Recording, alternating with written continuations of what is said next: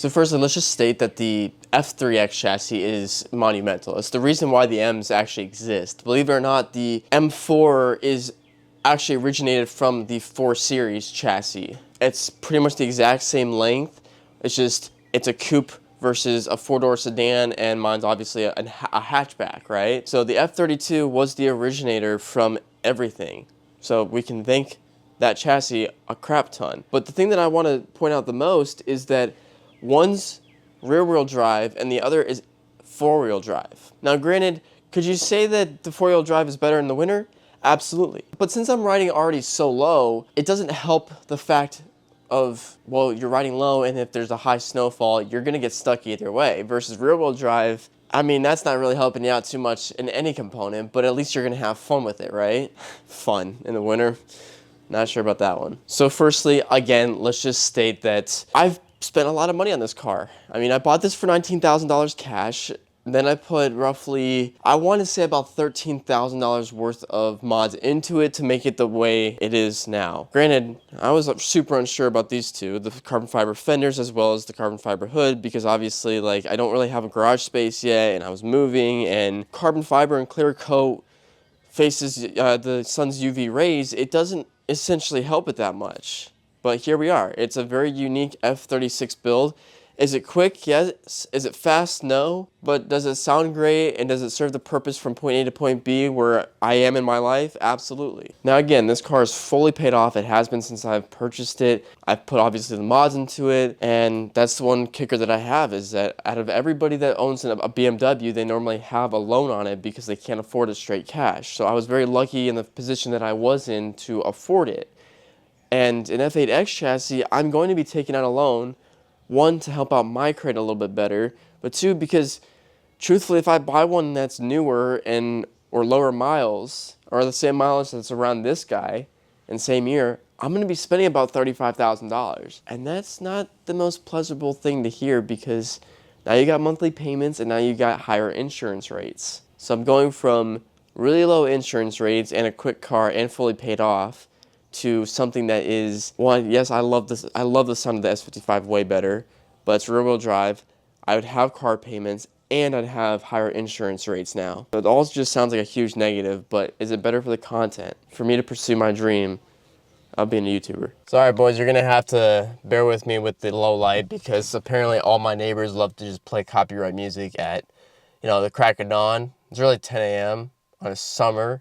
How do these kids not sleep in? When I was a kid, I would sleep in until freaking 11 a.m. I'm not talking these kids are like 15, 16, 17. They're like 12. Sleep in. Why are you on a scooter at 10 a.m.? Can't you do that during the other day? I can't wait till it rains, brother. I cannot wait. Let me just say this, because there's a lot of copyright music coming out there, and I want to be able to hear myself talk as well. So a lot of things have been done to this car fueling wise too. Like, I put in the DS15 in. Should I have gone with the DS25? Probably, but I think the way I'm thinking is the smarter idea of just getting upgraded fueling as a DS15, because all I wanted to do was push around 520 to 550 wheel horsepower, which granted, that's probably all I'm going to ever produce for this car, because that's all I really wanted to push. Low pressure fuel pump is stock. You don't really need to upgrade that till you run some sort of E-blend or E85 mix, so to spend $600 on that is as wasteful as, like, I don't know, getting an oil cooler for an engine that doesn't produce more than 600 horsepower. An M4 or an M3 normally comes factory with about, give or take, 425 to 475 wheel horsepower, which is plenty in my opinion. I think for stock, that's great, because when it's stock and that high of a number, one, you have a great sounding engine and closed block, closed deck, but you also have the ability to outperform that.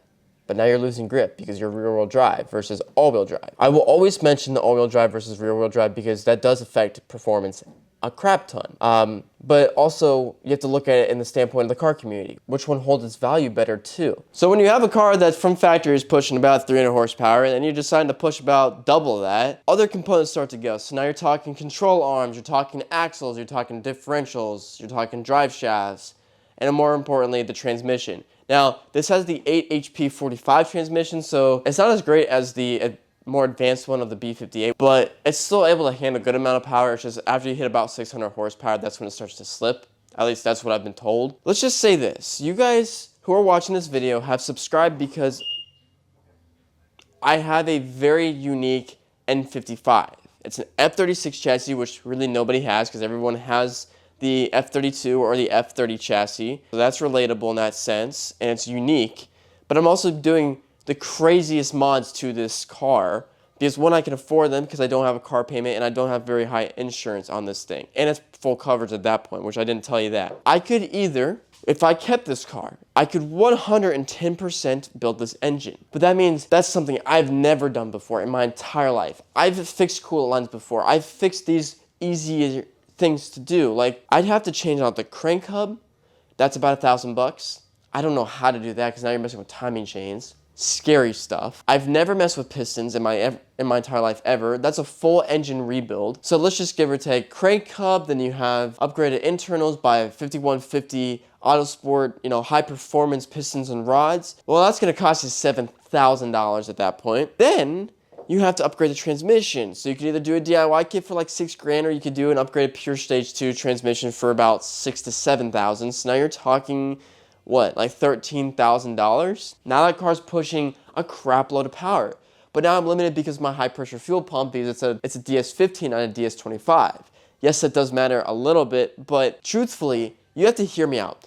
F8x chassis, even if you want to push 600 horsepower or more, you're running full E85 or an E blend of some sort. But it's the same thing with this car.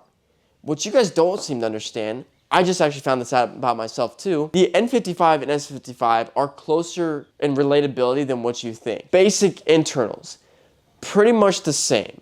Some are forged like the crankshaft. Reality is, it's a closed deck versus an open deck, and the tuning is more aggressive on the S55 rather than the N55. The N55, truthfully, is a very reliable engine as long as you take care of it, but that's the same thing with any BMW engine. So I'm asking myself, if I were to push big power on this, because I didn't even get to the turbo expense yet, if I were to push big power on this, now I got to worry about other things snapping. Drive shaft, axles, differentials, transmission. Because if any of those go, that's a big penny. But that means you got to upgrade it. Do I have the funds for that? Probably not. Versus if I were to just get a factory F8x chassis, have this on an S55, do all this stuff to it, have basic bolt-ons, and push about 520 wheel horsepower, I might be set. I don't know, I'm in this conflicting stage of, I'm very thankful for the people who have subscribed to this channel for the N55, but truthfully, does anybody think it's actually worth it to spend another $13,000 on top of what I've already spent on it to do a built motor, built trans, and then the turbo, which is $3,500, and then custom tune? So it's a lot of money. It's like 20 grand more. Obviously, I'm not gonna be able to spend that right now. Now, I will want to do a big turbo. If that happens, we'll do that first because at that rate, I just have the big turbo. I don't have to worry about anything else. If you're watching this video, one, I appreciate you staying, and two, I hope at some point you can understand of what I'm trying to get at because I'm trying to get the best bang for my buck. Again, the biggest flex that I always have on anybody is that this is fully paid off and I pay little to none for the insurance, and it's still quick and I can still make it to the point where it is beefy. But the S55, man, it's truly one of a kind.